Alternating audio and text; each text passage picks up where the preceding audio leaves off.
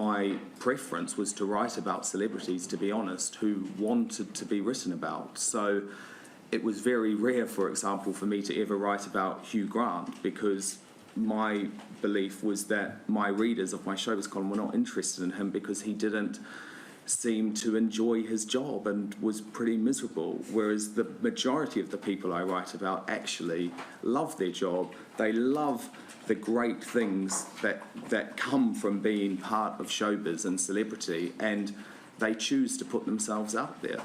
Well, is it because he wasn't enjoying the job, or he didn't enjoy being the subject of newspaper attention?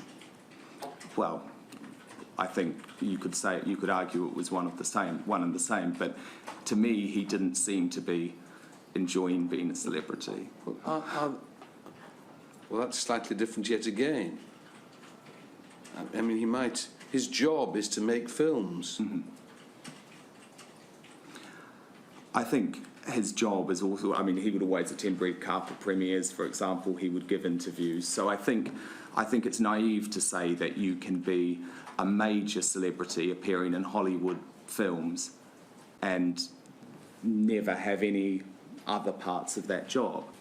Have you been following the evidence adduced to this inquiry in relation to Mr. Grant, in particular his child? Mm-hmm. Would that have been a matter which you feel should ethically have been pursued or not, that particular story?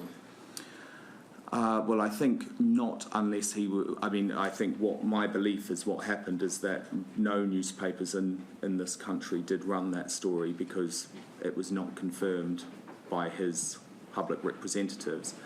As a showbiz editor, though, I was very concerned and disappointed when I heard one aspect of Mr. Grant's evidence, though, which was that his publicists, who are in America, have a policy not to respond to any British, well, I don't know if they said tabloid newspapers or newspapers in general, because I can tell you that one of the biggest frustrations as a showbiz editor is when you're attempting to give a right of reply to a celebrity and you're getting a brick wall put up.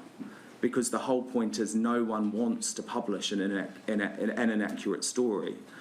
But I do believe a right of reply should go both ways, because again, in that case, Mr. Grant's representatives ended up confirming the story to an American magazine, who then published it. And I think it's a question, was that fair?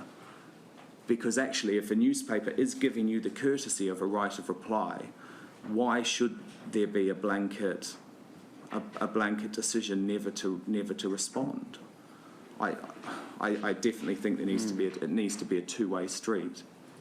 I think it's implicit then in what you're saying that the subject matter of the story, namely Hugh Grant's child, was an appropriate subject matter, as it were. Your complaint, though, really is directed to Mr. Grant, not the story. Is that right? I think it's appropriate to ask him about it. And my belief is that that's all any British newspaper did. But what about going to the lady's home? That wouldn't be a tactic that I would use.